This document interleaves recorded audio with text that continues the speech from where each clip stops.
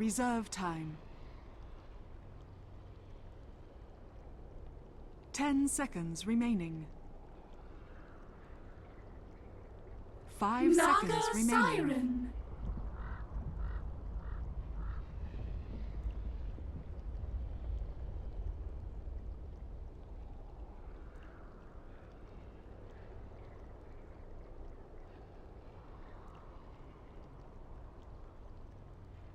10 seconds remaining. 5 seconds remaining.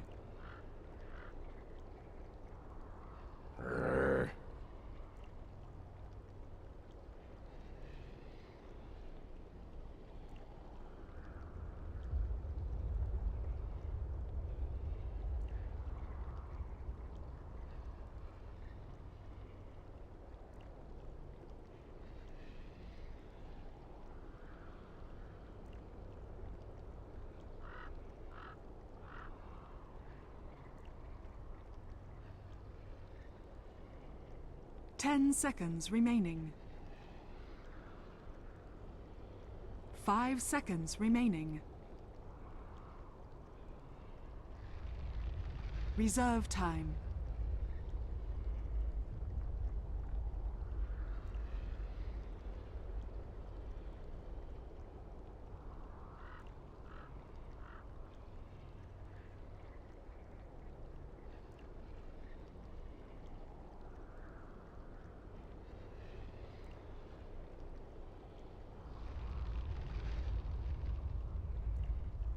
Huh.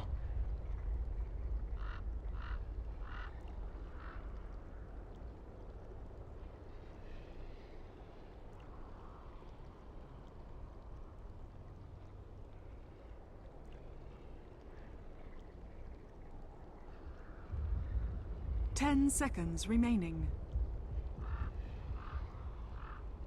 5 seconds remaining. Reserve time.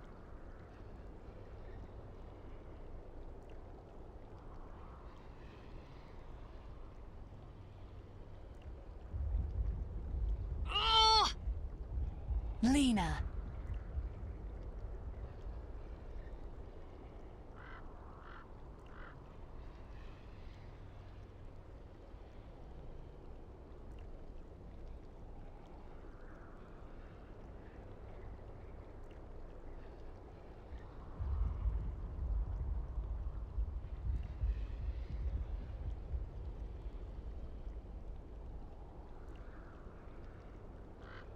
Ten seconds remaining.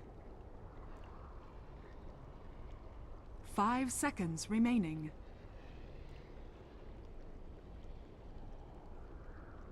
Reserve time.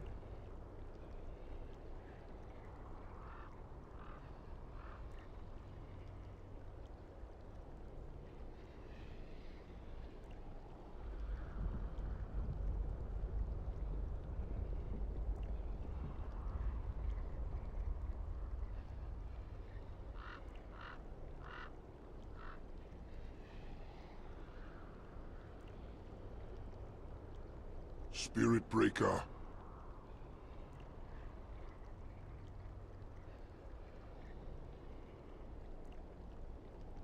Gyrocopter!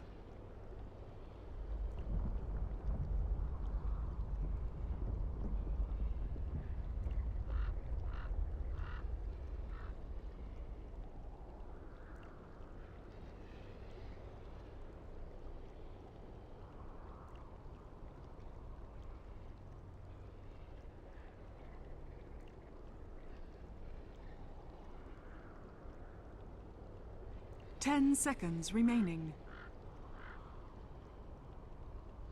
5 seconds remaining. Reserve time.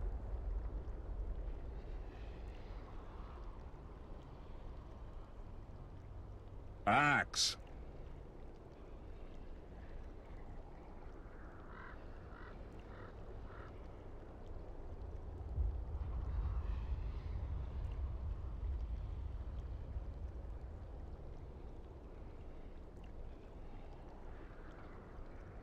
10 seconds remaining. 5 seconds remaining. Reserve time.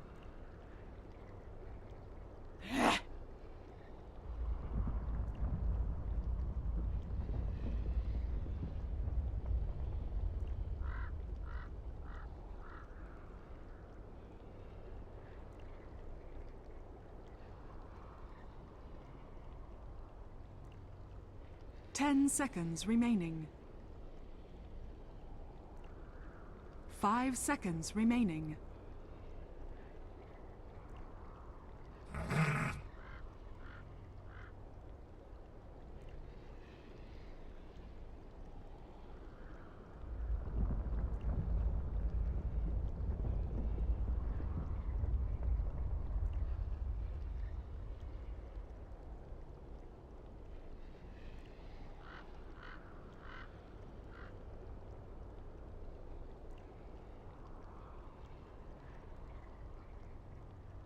Ten seconds remaining.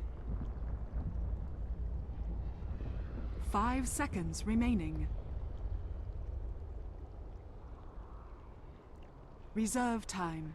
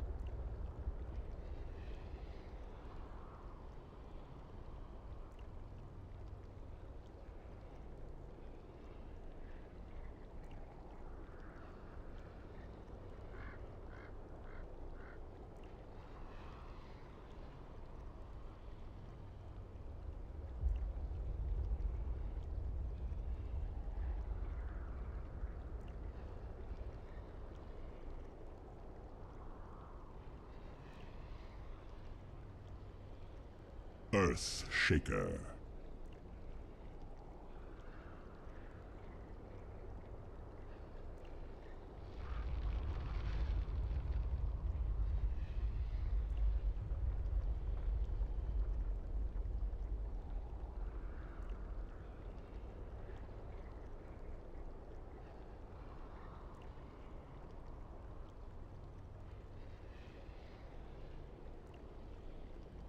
Ten seconds remaining.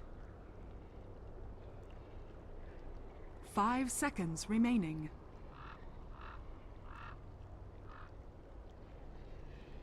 Reserve time.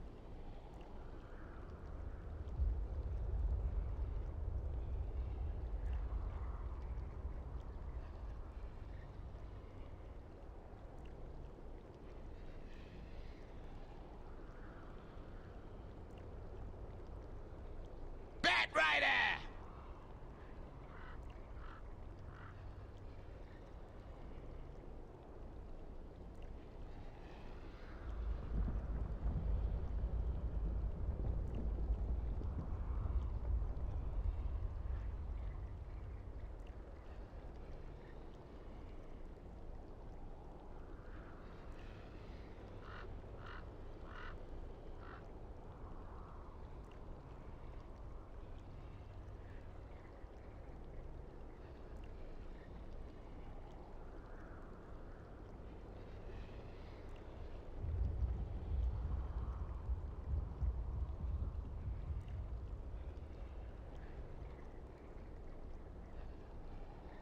10 seconds remaining.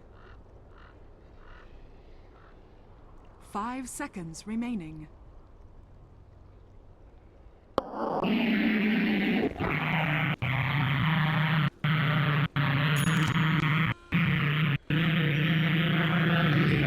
Thank you very much. Welcome back to what is definitely one of the most unusual drafts we've seen out from EG in a very, very long time. I know we're kind of saying like how game number 1 was very, very technical, and I want to see the PPD blog talking about that. I actually want to hear the blog about why they are drafting exactly what they're drafting. Maybe you can just get you lay the knowledge bomb, Melanie. Well, let's see. Their lineup is very unusual in the 4 melee, and yeah, let's get into the game. There we go. Unusual is the new interesting. I mean, Axe is okay versus Broodmother, but I actually saw this particular matchup last week. It was no, they banned it out the Axe, but I think Broodmother can actually deal with the Axe with the 0-2 But build. that's when the funny thing happens. Like, okay, so you talk about like, okay, the Axe is picked up against the Broodmother. And then you're like, okay, well, who's playing it? No, it's Sumail. So Sumail's now running the mid, and we're definitely not having Vega running a Brood in the mid. Yeah, no, Sumail will So then- the side lane. So yeah, so Sumail moves out the bottom lane, and then Vega read this, and they switch their lanes up. And they're pushed back to the top lane, and they're leaving their aggro lane down on bottom. I mean, you always want to pair Brood against the heroes that can't handle it, and the only hero that can't handle it, I guess, is maybe the Batrider. I mean, Batrider's not that bad versus Broodmother, because you can terrain. True. Terrain and fly over. But I don't know. I think Naga's gonna not have an easy time at all. Like, one of the lanes gonna constantly be pressured by Broodmother, the mid lane's gonna be the Queen of Pain, and then the other lane is gonna be the Gyrocopter lane. So where exactly is she gonna farm in the early game? So I'm not even that much worried about the Brood. It's like, where is the Naga Siren gonna farm the Radiance? But at the same time, it is one of Artur's best heroes. Yeah, and Arteezy, like, this was something we talked about too with the diversity of evil geniuses, where you do have, like, players like Sumail and Arteezy who have, like, Sumail's been getting a little bit more experience in the safe lane ever since the Let's All Kill Sumail era of EG, and so we get a lot more experience on the safe lane from that. Natura is the old mid player for EG. The creep block on the left side from Clinton. He's using the ice shards to block the creeps in, so this makes the off lane a lot easier, actually. Yeah. It's meant to get a lot of levels as well into the Batrider and the Tusker. And Batrider is one of these heroes to which people have been very opinionated about, to put it nicely, about the Batrider and his position in the world of Dota 2. I was skeptical, but then I saw level 1 Flame Break on like a 3 or 4 stacked Napalm hero, and it did a lot of damage. Like, he was actually just destroying people at level 3. Generally, I would say you have to wait until like 5 or 6 Napalm stacks or a higher level, but he actually did insane damage with a 1-1-1 build. So is that the point too when we start to look at the build of Batrider, like moving away from the normal Firefly as well as Napalm kind of style? If you have kill potential, then I think you get 1-1-1. If you don't have kill potential, you can just go a build that can transition to the jungle a lot easier. The Flame Break is like super expensive mana wise, 140, and I'd say he's like, you know, kind of pressed for mana in lane because you're rushing your Tranquil. So it just opens up more options, and generally the jungle is a bad idea in this patch as well as last. So you have to kind of go a laning build most of the time. I'm interested to see too what's going to happen here with EG, because you were talking about before the fact that Fear, he was doing that little bit of a Tuskar block to give the advantage coming in for someone like the Batrider. Looks like bottom lane too, there's a charge which very wisely PvD will fall back out of, because that Rocket Barrage, they are very tanky heroes, but there's easy damage for Pasha to inflict. But I'm interested to see if Fear goes for the same block that we saw PPD do during TI, that just completely imbalanced the mid lane. Yeah, at the same time, that particular game, he didn't transition well out of the semi-jungling Tusk, so I don't know if they're going to turn to it again. We saw the Earthshaker actually interrupt the 2-minute stack right here. He fissure blocked, so that Spirit Breaker couldn't pull, so that's kind of cool. They're winning all their lanes because they have the ideal matchup, I would say. Broodmother versus the non-Axe hero, non-Axe lane, Queen of Pain versus the Naga, and then Gyrocopter versus the Axe. So this is really, really good for Vega in the early game. They actually start the first rotation now, so Sumail has in fact left the lane and has come up to the top. So they've switched the Batrider out. So now that Mag has hit the same sweep point that he hit previously, so actually bottom lane of Fissure, PPD, the Rocket Barrage, most of it's been soaked up by the creep wave, so a little bit too late on that slave throw out. Yeah, but they have no creeps. They might go in for the dive here. I don't really know who's going to TP in and save him, but it looks like Batrider is heading down there, but it might be a little bit too late. They're going to need that Fissure to really stop him though, because PPD could just charge himself out and actually, he gets instantly light strike array on the charge, then Fissure just for good measure, and Vega get first blood. I mean, Simo was in a perfect position to fissure him off, but I don't think that they would have gotten a kill because Gyrocopter wouldn't have been in range for Rocket Barrage, though. Very nice stun by Solo right there. And Vega, what a great start as well for this offlane. Like yes, it's the support of evil geniuses, but EG are still trying to rotate out to make this matchup work. And you're still looking at a great farm coming in for no one. Like, no one's 26 for 9 on this Queen of Pain. He's almost double the CS of Universe, who was the top CS next to the Naga Siren. It's Arteezy's Naga Siren who's sitting at the same. Yeah, and if their lanes go poorly, they have 2 heroes, actually 3 that utilize the jungle. Batrider acts as well as the Naga Siren, and they are only able to stack up one of the camps 3 times and a couple of the camps 2 times at this moment. And there's not really that much kill potential in the mid lane. Arturo is actually getting pressured pretty hard, but Arteezy almost never gets the early point in snare early. The SP charge is coming in this time around. If Queen of Pain stayed a little bit longer, then this would work for PPD. But once again, he charges aggressively, but Vega win on positioning, so PPD cannot follow it through. Yeah, and I mean, Sima already has a TP scroll, and will have enough mana for a TP into a fissure very, very soon. Kind of cool. He's going the 1-1-1 build, early level and enchant. Maybe, I guess, a stop Spirit Breaker without the use of a fissure, or stop it or TP out if Queen of Pain is trying to gank somebody. Yeah, let's see how Mag is doing versus Sumail. Sumail CS isn't incredibly good, so that means that he's not feeding his Spiderlings. Yeah. And he doesn't have an incapacitating bite build because he did start laning versus the Batrider in the early game. So instead he tried to go for a little bit more harassment. And Yeah, but he's level predict. 6. He might go for a kill right now. Like, the level 6 is like really strong versus Axe, and Axe does have a TP scroll, so that's kind of dissuading him. He does actually have a Spiderling down there scouting for it, so he knows that Sumail is up here all by himself. So you're right, if Mag does want to go for it, he can give it a crack. Yeah, I mean, he'll just TP out, though.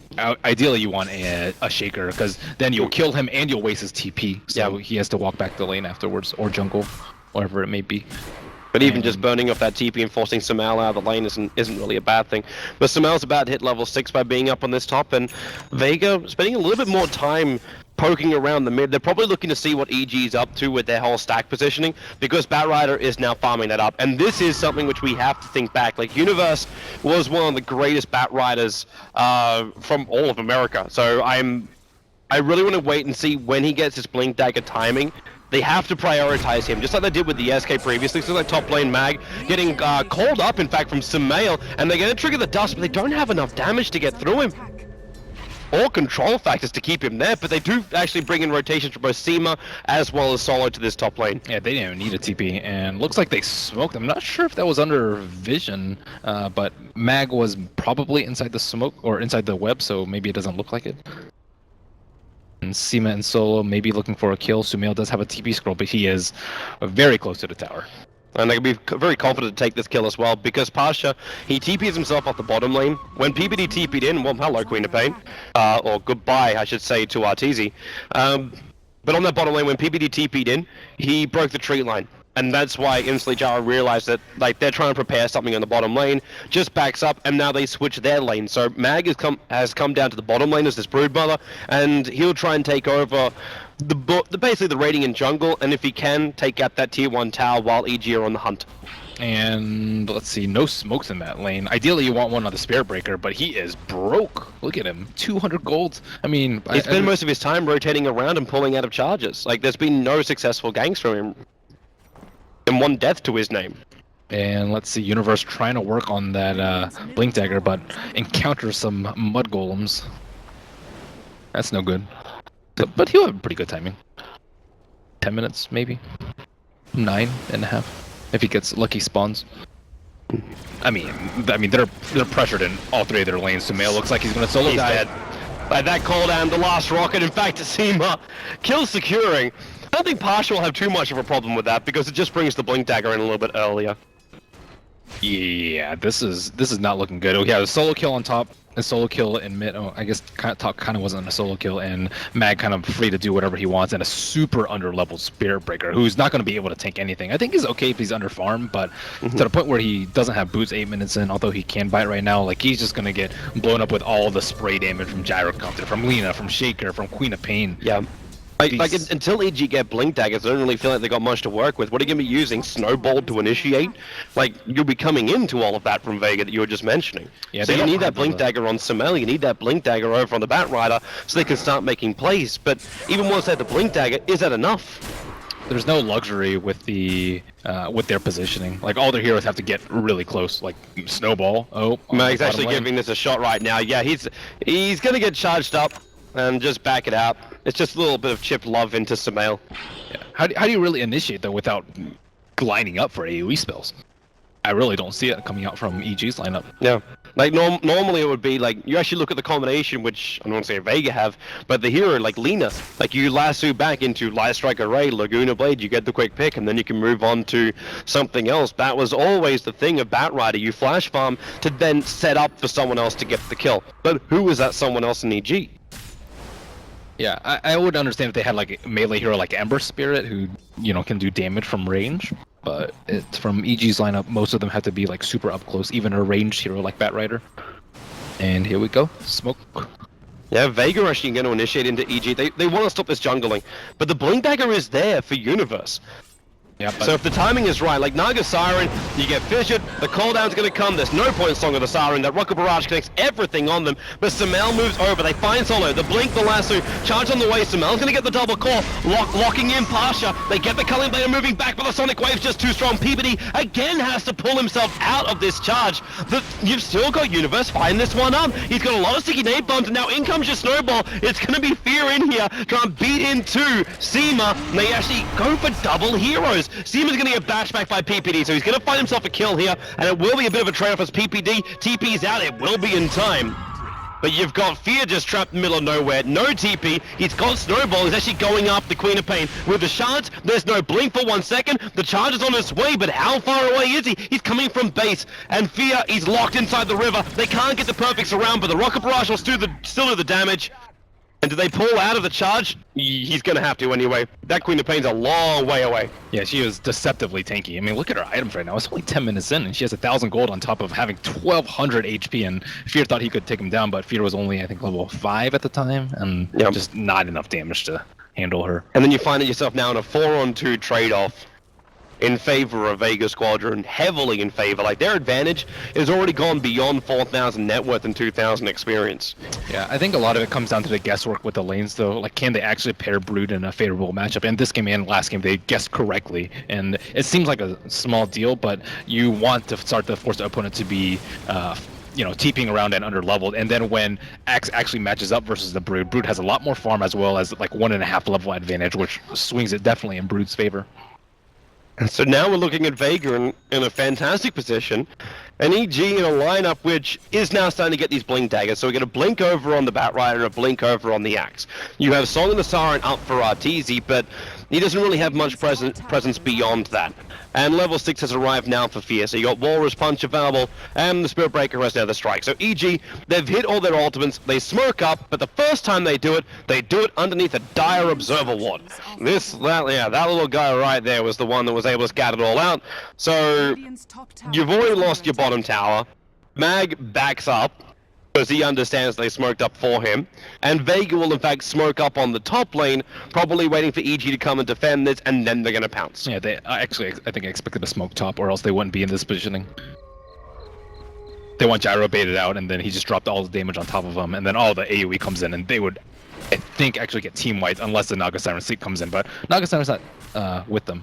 So it looks like he'll be going the new school build with Arcane into Radiance, I believe, into an Octarine later. It's the post-Octarine build, but I mean, it's coming out super late. Generally, you can rely on the Bottle Crow, but with Bottle being a little bit nerfed, maybe not the best choice this game. I mean, his Radiance is going to be really late. It's almost gonna be not effective. Like, you pick up the Radiance, but the Illusion's gonna get cleaned up so quickly that, like, even the support heroes from Vega are capable of cleaning up that. Yeah, I mean, you still get the farm, though, from doing nukes, so it's not so bad. They just have to... Vega, the only way they lose control of the mid-game right now is if, like, I'd say 3 of them get caught by a call, and all of them, like, they're big AoE heroes. So I think that But all they need to do is be even then, where's the follow-up? Like, you're getting not only call, but, like, 5 spins in the middle of that call to actually find the damage output to find a kill. Yeah, I mean, you can snowball them, you can kind of lock them in place with ice shards and charge through them, so it's a long shot. Yeah. I'm not saying it's easy to wipe them, You're remaining Mr. Positive. I'm sorry, I shouldn't be bringing you down right now. but they're still not really pressuring Artur that much. They still have really good vision on the bottom lane. They still have their mid tower, so they still have most of their jungle accessible to them. I would say probably the left 3 camps are pretty free for them. Mm-hmm. Let's see how many smokes Vega has. They have one smoke left and none in their inventory, so probably just waiting a little bit. Maybe like Shaker to get his Blink Dagger, Broodmother to get her first item after the Hand of Midas. Let's see, what build do you go for on Brood here? That's a pretty tough one. I don't think that Would it almost be is worth as useful this game as last. Worth it for. I'm actually just wondering if you can find a little bit more tankiness. Like, they're all going to run in on him. I'm not going to, like, say, like, you just go, like, SMY or something like that, but maybe you can make EG's teamfight even more chaotic by building something like a Necro Book. Gives you your push power and gives you control over EG. Yeah, I think it's pretty good here, and it's also they can just take down towers, which I think is very useful. But like a BKB build, you don't want to really go for a BKB build. You're okay with them killing you as long as your other heroes there are there to get a rebuttal. Yeah. What other items are there? Like Manta, I don't think is particularly good here. You're not really going to break free of anything. I would say Vlad's is actually decent, so they can do Roche. They don't have that great Roche potential right now, and like Naga Siren is not in a position to contest Roche. He could try and go for the old counter to the Brood, to the Bat Rider, because like you might just look at it and say, okay, he's kind of like your initiator. Could you get something like a Yule Scepter that could just take the Bat Rider out? Sumail is totally dead. Getting caught out farming the Dire jungle. A simple movement from Vega. You do want a Yules to counter the Bat Rider, but that's what Lena's job is for. I Yeah. would say, or even an Earthshaker Fissure, or a BKB on your Gyrocopter and Queen of Pain. I don't think So you just use other things then. Mag, well, there's your dust. Finds all the Brood Link. They will pull him back here, and now Fear. They're going to get good control, and they've got it. The cooldown will arrive from the Gyro, but it's just a little bit too late to really do anything about it. So EG able to find their third kill on the board.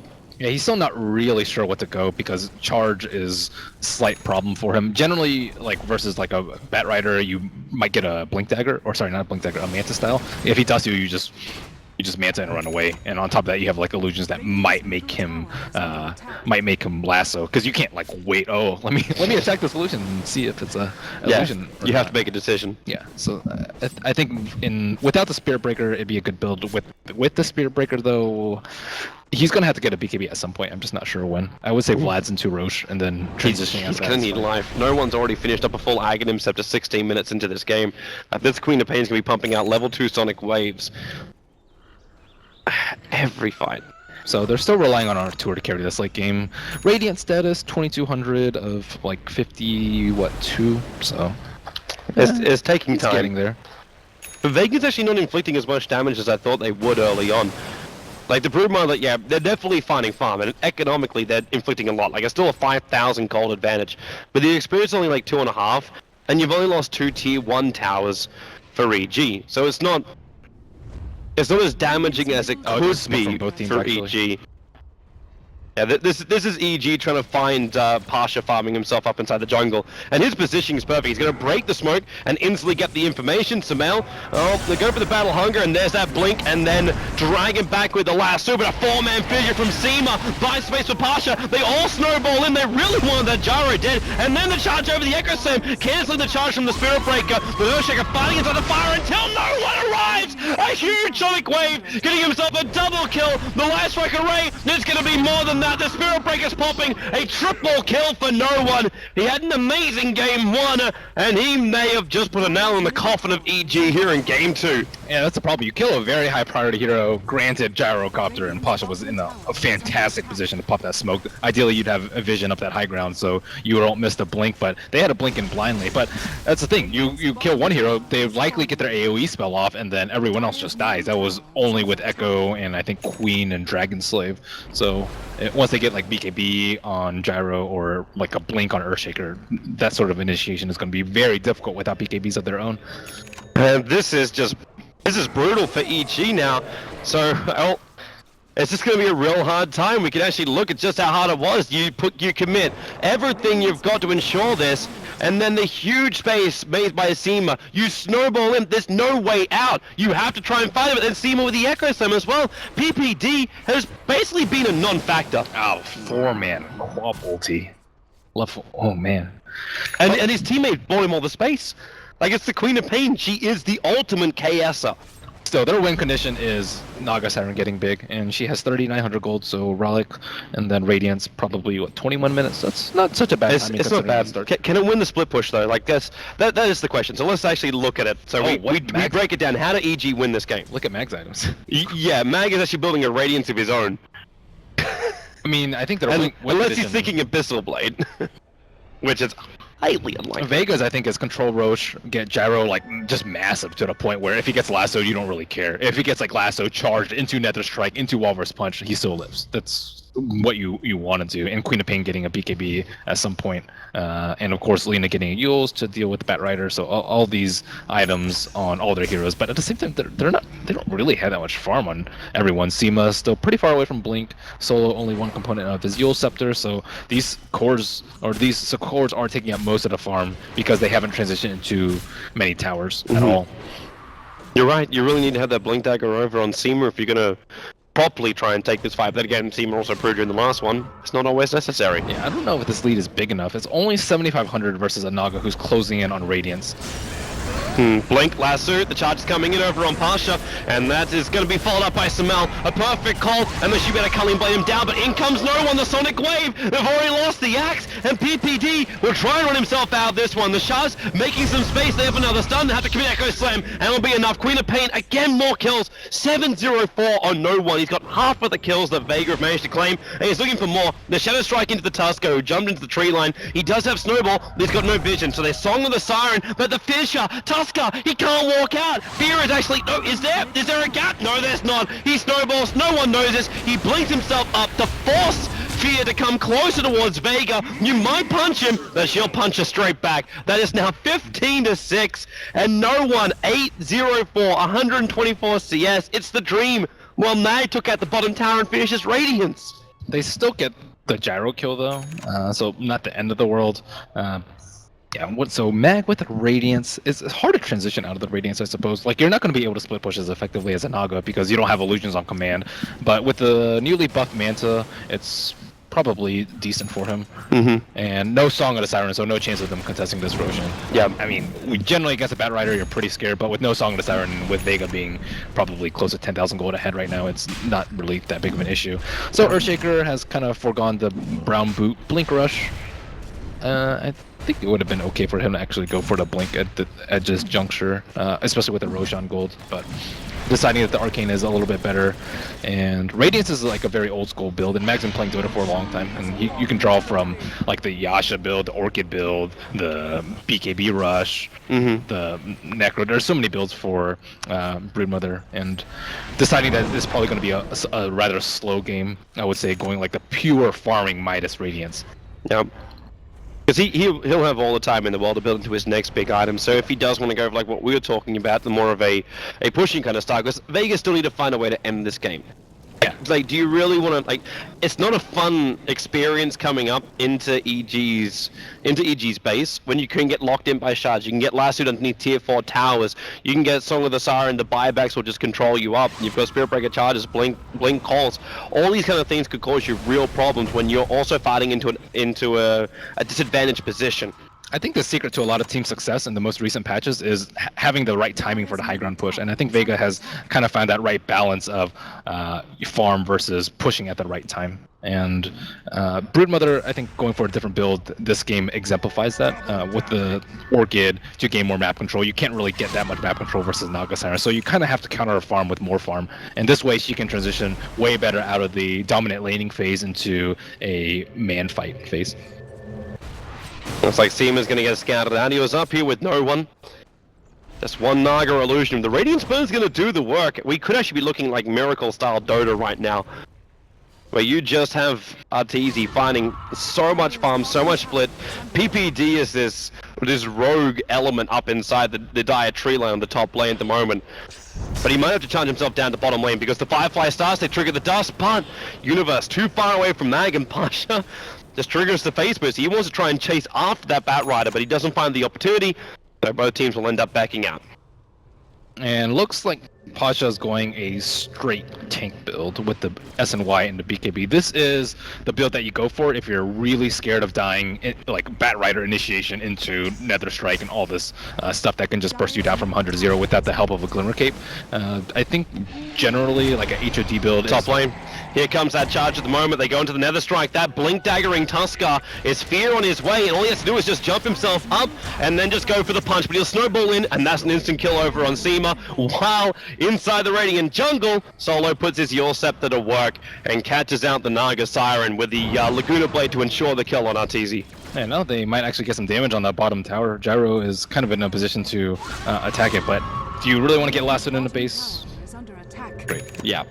Should also flag too the fact that Arteezy didn't lose any money from that death. He bought his BTs before he died, so everything was saved. This farm transitioning really well. Batrider. Yes, he got mag. Dragging him back as far down as he possibly can.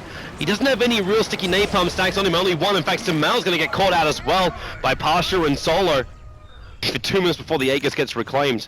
Generally, you're okay with being behind at this point in the game if you're EG, because Sumail generally has a really well-scaling core, but they picked him a hero that is very unusual for Sumail, like a melee hero that's not Ember, and I don't really see him having that much of an impact later game. He has Blink and Force Staff. Sometimes, most of the time, it's like, you know, Storm Spirit or like 6.84 Leshrac or Wind Ranger. You know, someone that can just completely own if given space to farm for 10 minutes. But Axe, you don't really care if he gets farm at all. You really don't. And Vega, like, even if he does get farm, you're so far in front. You've already finished a full Octarine core on this Queen of Pain. No one is so farmed right now. The BKB for the Gyro, like, everything is basically here. You don't need much more apart from the Blink Dagger and the Earthshaker is the only thing you really require. Easy ult on Ancients. I mean, it's worth it. It's money, dude. They just need more money. Yep, and then that finished up Gyro's BKB. Yeah, they need a lot of sustain though to push high ground. Like, if you want to push high ground versus Naga, you need like incredible lane push out potential, which is kind of done with the Broodmother Radiance. You need a lot of sustain in form of like mech, maybe like HOD for some lifesteal, Urn like they have on Lina, maybe a pipe at some point so you can break it. Oh, Universe. He really wants to try and have a crack at Solo now. They may not realize the Broodmother's behind it, but they might actually finish the job as well before anyone can arrive. So yep, Solo will pop. And now they dust it out. They actually see Mag at the same time. Sumail still around here. He 4-stars up and they Song of the Siren. They stop Vega from getting any advantage to take the one kill and get the hell out. Yeah, level 11 Naga Siren, so that's pretty good. I thought he might be level 10 at that point, and then they might try and do some damage to the tower. But Aegis expiring like 10 seconds. A very risky proposition. But Lasso down, Naga Siren ult down. But at the same time, you can't get a creep wave up the hill. Like between Shards and Riptide, like actually getting a creep wave up the ramp to turn off the backdoor regen is quite difficult. That is the big question here, Toby. And then you start the split push from EG. Like Sumail's up, like, because you do actually have a really maneuverable lineup from EG. Like with all the Blink Daggers, that like you got 3 Blink Daggers, 2 4-staffs, Spirit Breaker's got Charge and Nether Strike, and Naga Siren's got BTs. If they can find some vision, or at least predict where Vega's moving across the map, they can make themselves some space to push, and then potentially delay up Vega to a point where the Broodmother starts to drop off. I don't think we'll get to a point where the Gyro and the Queen of Pain starts to drop off, or the Lina doesn't start becoming bigger. I kind of like the Octarine core coming out from Queen of Pain. I think a lot would turn to a BKB at this point to kind of not die during the initiation from Batrider, but I think Octarine actually serves much of the same purpose because it gives you a huge HP buffer. Oh, here they come. Oh. Can they find the opening? There's the blink call over on the Queen of Pain. PvD pushing back Pasha, and then the BKB will be triggered. There's no cooldown right now, but there's also no axe. There's no Spirit Breaker. There's no Tusker. They just die so easily as they just run into Vega's lineup. There's just no damage from EG once they initiate. Queen is so over leveled at this point. Like having that level 3 ult with Scepter at this point, it just took off like half of Axe's HP as well as. And the stack off cooldown is 8 seconds time. Like they can just do it all over again. They did that fight without cooldown. Yeah, EG knew they were getting like super out farm, so they kind of had to make a move. But I mean, who do you really jump at this point? Pasha went full defensive build. We have no one with 2100 HP. And then if you don't kill him, he's just going to lifesteal everything back up with a Sonic Wave immediately after and a Scream. I don't want to call it, but it actually feels like this game is over. You're going to get everyone back up now. EG have one last roll of the dice. You can Naga Song, like Naga Siren split push to your heart's content. You just finished the Blink Dagger on the Earthshaker as well. It's going to fly all the way out from base. Vega, they just took out your top racks after what was a very unstressful fight for Vega on top lane. I think this series might set a precedent for first phase Brood ban versus Vega. Yeah, I agree. I agree. They've really just shown how solid Mag is on this hero, and the presence not only he has, but the space he ends up creating for everyone else. Because teams just maybe with this new patch too, it's a lot more difficult to deal with the Broodmother. Yeah, you can kind of see where EG is going with the lineup, though. They have the Spirit Breaker to just charge the Brood and then dust when you get close. They have the Bat Rider to traverse the terrain with a gem to catch out the Brood, but it doesn't really matter. By the time like the Bat Rider gets a Blink Dagger, the Brood has already done the damage. Here they go. They're going after Mag. No one's still there, and lets the Sonic wave for him. Oh my! Fear dies almost instantly. Bat Rider, look at PBD, still on full life and just CP straight out again. They've lost Universe as well. Another failed gank and another open ticket for Vega just to push the mid lane. Vega pick up the gem. So goodbye Vision. Shaker as well, because he came in with a dunk too. Like, but a simple blink forward to a fissure stun will be enough of initiation for no one to finish this. His Sonic Wave's off cooldown again with a double damage, and there it is, GG under 30 minutes. 22 is the unlucky number here for EG. It was 22-0. Over a year ago now, it's 22-8. Vega will eliminate EG, and for the first time, they don't find themselves in an ESL 1 final. Yeah, not respecting the Brood after game number 1 is a questionable decision, and they drafted, theoretically, some Brood counters, but just... It's like they drafted all the Brood counters that were all off-laners, and there was no one else to fill the other roles at the same time. Like, the matchups just felt very weak at the end of the day. Yeah, and I think